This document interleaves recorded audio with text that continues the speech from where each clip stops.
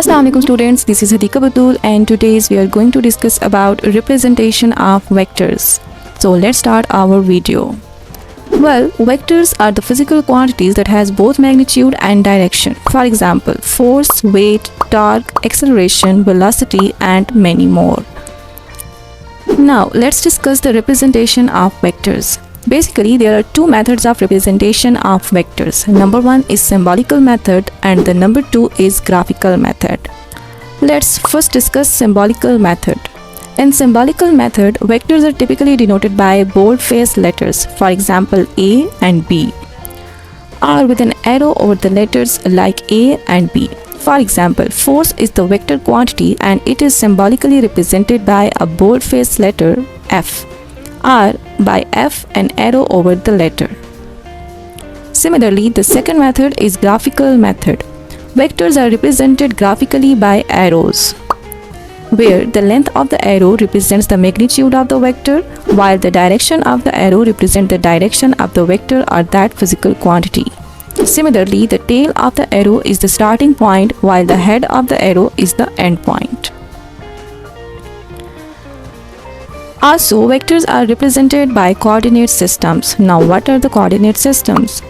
A coordinate system is the graphical method to identifying the location of a point. Basically, there are two types of coordinate systems: Geographical Coordinate System and Cartesian Coordinate System.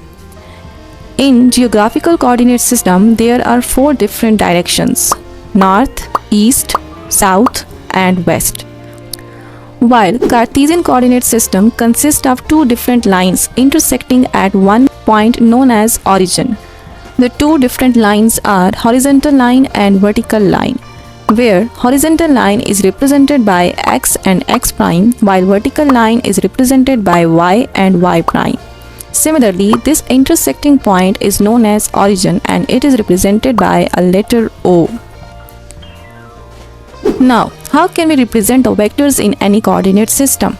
Let's take an example. Representation of Al-Khalid tank as it moves to 15 meters from origin towards 30 degrees north of east in both coordinate systems. Now, the first step is to draw a coordinate system.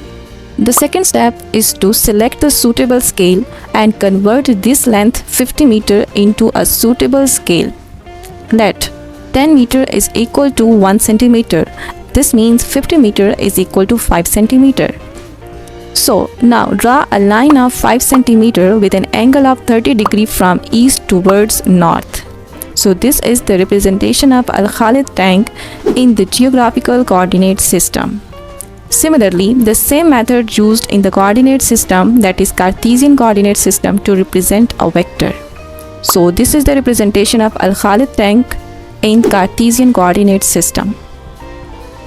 So students, this is the concepts of representation of vectors. In the next video, we will discuss about terms of motion. So don't forget to watch and subscribe the channel. Thanks for watching.